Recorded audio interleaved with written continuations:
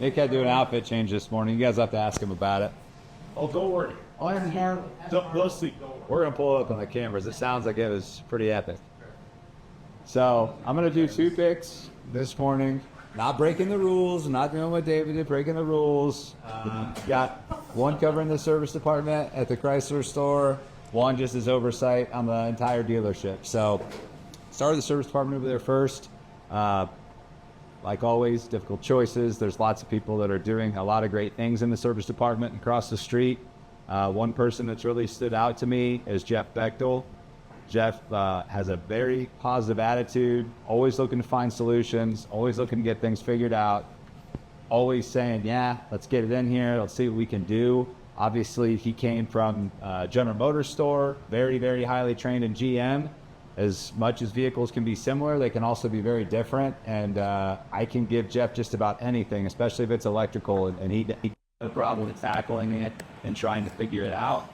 And no complaints. He's just focused on let's find a solution, let's get this thing fixed. And I think that's a great thing for all of us to have on our team, is somebody that's always looking to see how they can fix something and doing it without making a peep. So that's my first pick. Good job, Jeff.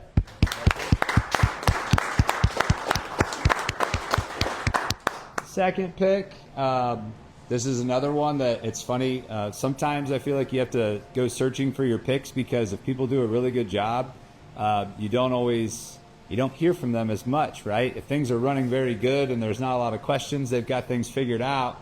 Sometimes it's like so behind the scenes that you kind of have to search and see what you can find. My second pick is Nick Slauterbeck. So earmuffs, Nate. I really do think our internal writing is the best it's ever been. That's not saying that you weren't good at it. You did great at it too. But Nick has done a tremendous job with our pre-owned vehicles, getting them in and out of the shop, our new cars, getting them in and out of the shop. It's something that I've not got to experience yet, is what I've got with him. I don't have to go in and approve a lot of cars. He goes in, he knows what needs done, he knows what doesn't need to be done on vehicles. Just as we have a very like-minded thought of, okay, we should address this on a car, and that's not that big of a deal on this car. And it's really awesome when I get into my karma and things are already approved, and I look and I don't disagree with anything, right? I'm like, yep, he's got it, that's good. And I think that's great. Again, what happens when someone's really good at that job is there's not a whole lot of talk of, hey, we got to fix this and fix that, because it just works. So he has really, really turned that around, and he's making buying cars a lot easier.